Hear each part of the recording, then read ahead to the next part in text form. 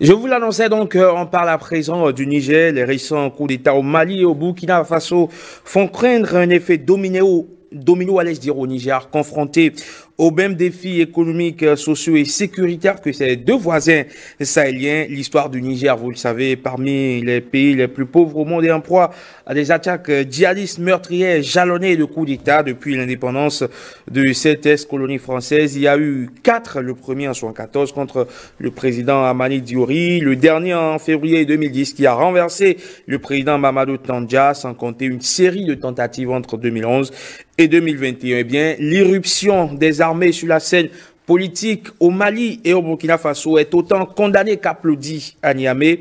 Comme dans ces deux pays, les attaques djihadistes qui persistent et qui endeuillent les familles ainsi que les scandales de corruption sont source de préoccupation au Niger. Niger à la quête d'une cohésion sociale. On en parle avec Johannes Toanou. Il est chroniqueur international, directeur de l'émission Afrique Stratégie, qui est donc un think tank qui pense paix et développement donc sur le continent africain. Bonjour Johannes. Bonjour Raymond Rodé-Yamagnan.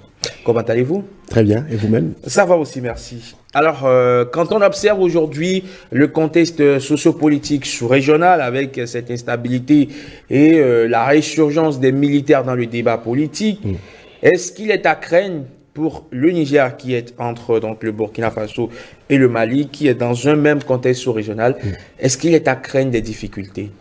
Des difficultés, je dirais non. Non, pourquoi? Parce que chaque pays avec ses spécificités. Vous savez que le Mali était en proie aussi bien au terrorisme qu'aux difficultés économiques, à la corruption généralisée. L'ancien président Ibeka, paix à son âme, passé via Trépa il y a quelques jours, avait beaucoup de difficultés à diriger son pays. Et donc, il y a eu, je dirais, une mobilisation populaire qui a donc été accompagnée par des militaires qui aujourd'hui sont au pouvoir et ont bien envie de faire un septennat avant d'organiser des élections.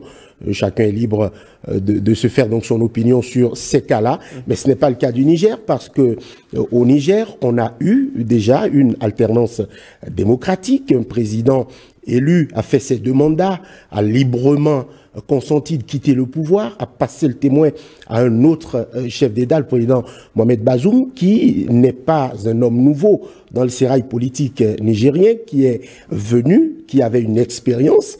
Il a été longtemps ministre de l'Intérieur et donc il a déjà, je dirais, cette assise-là sur le terrain. Et le président Bazoum a, on peut le concevoir, qu'il y avait quelques, on va dire, oppositions et critiques à son élection, mais depuis qu'il est dans le fauteuil présidentiel, il multiplie les signaux positifs dans le sens de faire bouger les choses.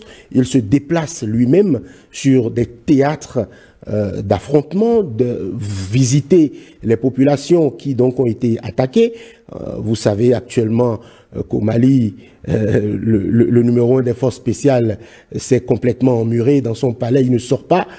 Donc quand on a un président qui est un civil, qui descend sur le terrain, qui va rencontrer les populations, qui discute avec les militaires et qui propose une stratégie qui est payante, les attaques sont de moins en moins fréquentes au Niger. Donc la stratégie et la situation, elle n'est absolument pas comparable. On a visiblement l'impression que le président nigérien qui essuyait quelques critiques, dauphin de tel, mais qui visiblement est au pouvoir et a vraiment envie de s'offrir, je dirais, son propre mandat avec le peuple nigérien, et c'est quelque chose qu'il faut saluer et pourquoi pas encourager.